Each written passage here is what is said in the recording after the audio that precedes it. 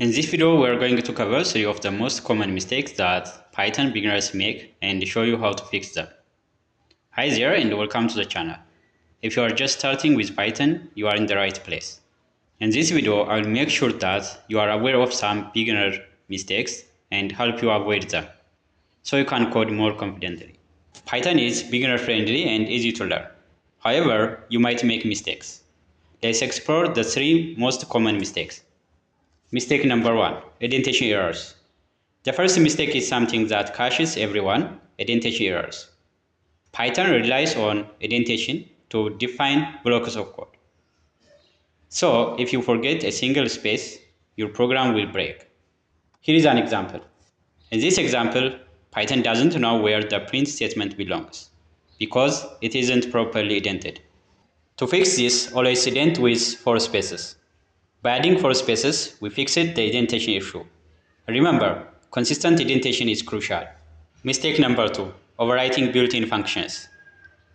It might seem harmless, but using the name of a built-in function like sum, list, or max for your variables can cause some unexpected errors.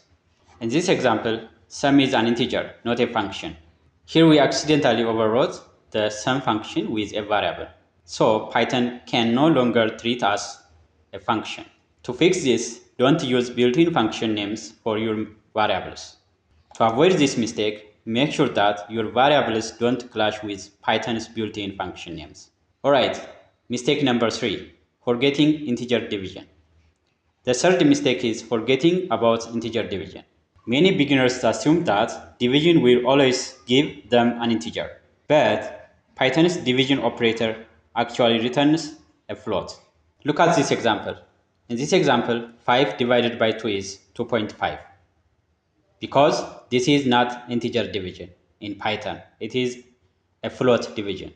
As you can see, the result is a float, that is 2.5. But if you need an integer, use the double forward slash as an integer division operator. Use double forward slash for integer division.